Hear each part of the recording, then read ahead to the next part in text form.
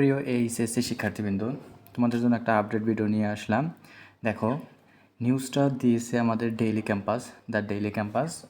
আসলে যথার্থ তোমাদের প্রমাণ না দেখালে তোমরা হয়তো আবার বিশ্বাস করবে না, এই জন্য আমি দেখাইলাম যে কোন পত্রিকার খবর। পত্রিকার খবরটার হেডলাইনটা হচ্ছে যে হচ্ছে না 11ই আগস্ট এইচএসসি পরীক্ষা। হ্যাঁ, তোমরা যা শুনছো এটাই ঠিক। দেখো, নিউজটা আপডেটটা হলো 06 আগস্ট 2024 1:51, ঠিক 1:51-তে এই নিউজটা করা হয়েছে। তার মানে তোমাদের যে 11ই আগস্ট পরীক্ষাটা হওয়ার কথা ছিল 11 আগস্ট থেকে, সেই পরীক্ষাটা কি হচ্ছে না। এবং মেন কথা হলো 11 আগস্টের পর যে সকল পরীক্ষাগুলো ছিল সেগুলো হবে না। কেন হবে না দেখো, তার আগে কারণটাকে দেখে নেই। দেশের বিভিন্ন স্থানে চলমান আন্দোলন, এইচএসসি ও সমমান পরীক্ষার প্রশ্নপত্র পুড়ে যাওয়ায় আগামী 11 আগস্টের এসএসসি পরীক্ষা অনুষ্ঠিত হচ্ছে না। মঙ্গলবার 6 আগস্ট ঢাকা শিক্ষা বোর্ডের চেয়ারম্যান অধ্যাপক তপন কুমার সরকার গণমাধ্যমকে এই তথ্য নিশ্চিত করেছেন।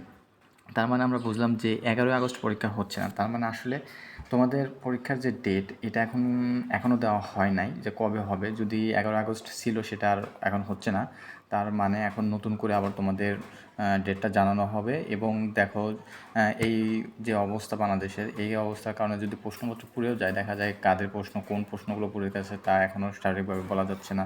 সো সবগুলো প্রশ্ন আগে ঠিক করতে হবে। তারপর যে পরীক্ষাগুলো আছে সেগুলো পরবর্তী তোমাদের রুটিন দিয়ে জানিয়ে দেওয়া হবে আর কি।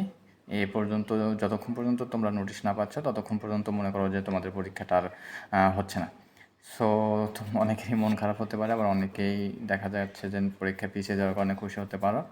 যেটাই হোক, তোমাদের পড়াশোনাটা কন্টিনিউ করতে হবে, কারণ সামনে তোমাদের অ্যাডমিশন পরীক্ষা দিতে হবে, সে চিন্তাটাও মাথায় রাখতে হবে। সো বসে থাকা যাবে না, পড়াশোনা করতে হবে অবশ্যই। যদি ভিডিওটা ভালো লাগে অবশ্যই আমার চ্যানেলটা সাবস্ক্রাইব করবা। এরকম ভিডিও পেতে অবশ্যই চ্যানেলটা সাবস্ক্রাইব করে পাশে থাকবা।